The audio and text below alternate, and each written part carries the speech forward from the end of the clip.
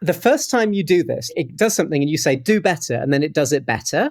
Why didn't you do a good job the first time? Right? Or coach it But actually understanding why that works does actually help you build a better mental model of how these things work. Because like I mentioned earlier, the GPT-3 one was a completion model. You give it a sentence and it completes the sentence. These modern chat-based ones are actually the exact same thing. The trick they use behind the scenes is that they arrange everything as a little screenplay. So it will say, you said, draw me an SVG of a pelican.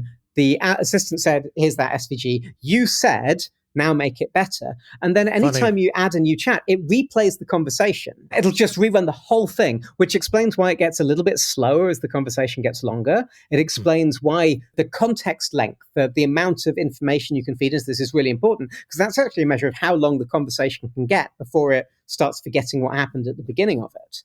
Sometimes if it's doing a bad job, you should start a new chat because that wipes the slate. Like, because sometimes it'll have just got bad code into its history, and that's influencing it to produce more bad code. So knowing that, knowing when to hit the reset button is really important as well.